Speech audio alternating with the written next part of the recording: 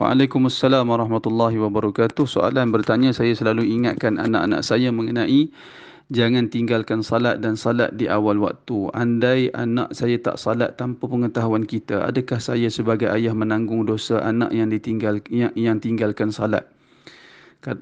Dia begini, kalau kita telah melaksanakan tanggungjawab yang telah dipikulkan oleh syarak kepada kita, maka apa-apa yang berlaku selepas itu tidak seperti yang dikehendaki oleh syarak, maka kita tidak terbabit di dalam dosa tersebut.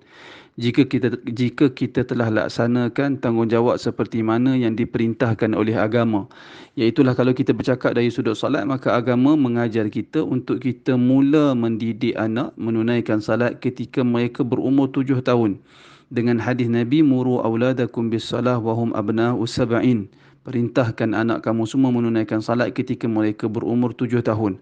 Wadribuhum 'alaiha wa hum abna'u 'ashrin, dan pukul mereka jika mereka tidak mahu menunaikan salat ketika mereka berumur 10 tahun, dalam bentuk pukulan yang mendidik. Jika cuba bayangkan daripada 7 tahun, sehari ada 5 waktu, kali dengan setahun ada 365 hari, kali dengan 5, cuba bayangkan berapa banyak waktu. Setiap waktu kita suruh dia salat, bermula dia berumur 7 tahun. Setiap kali kita suruh, sehari paling kurang 5 kali kita akan suruh. Tahun yang berikutnya dia berumur 8 tahun. Sama juga, setiap hari 5 waktu, 5 kali kita akan perintahkan dia menunaikan salat. Ketika dia berumur 9 tahun, 3 tahun kita memerintahkan dia menunaikan salat, dan kita juga menunaikan salat. Dia tengok kita menunaikan salat. Amat mustahil kalau kita perintahkan dia dengan baik, amat mustahil untuk dia tidak menunaikan salat.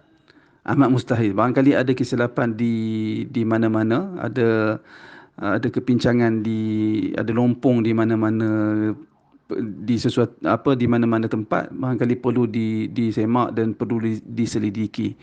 Jika benar, dan tak mustahil, tidak mustahil sekalipun kita telah memerintahkan sedemikian, ada juga dalam kes-kes terpencil yang anak tetap tidak menunaikan salat, maka pada ketika itu kita tidak menanggung apa-apa dosa atas kesalahan yang dilakukan oleh anak tersebut, kerana kita telah melaksanakan tanggungjawab kita sebaik mungkin. Kemudian penyoal juga bertanya, kadang-kadang ada perasaan marah pada anak tak mahu bangun ketika kejut pagi untuk solat subuh. Ada tip untuk anak-anak saya ni, Ustaz? Memang sedemikianlah. Memang sedemikian. Bahkan bukan sekadar anak-anak yang liat nak bangun subuh, bahkan di kalangan orang tua pun, di kalangan orang yang dewasa pun, ramai di kalangan mereka yang liat untuk menunaikan salat subuh. Yang penting kita tidak jemu dan kita tidak rasa berputus asa, terus mengejutkan anak kita untuk menunaikan salat subuh.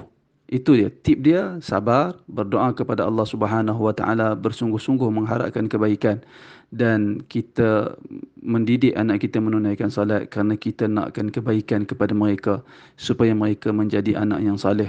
Dalam masa yang sama bermunajat, berdoa kepada Allah, semoga Allah Subhanahu Wa Taala membuka pintu hati anak kita untuk mereka ringan melaksanakan salat, dan boleh juga mengamalkan, membaca doa, Rabbi ja'alni muqimas salah wa min dhurriyyati rabbana wa taqabbal du'a. Doa yang ada dalam Al-Quran. Rabbi ja'alni muqimas salati wa min dhurriyyati rabbana wa taqabbal du'a. Demikian juga doa Rabbana hablana min azwajina wa dhurriyyatina qurrata a'yun waj'alna lil muttaqina imamah.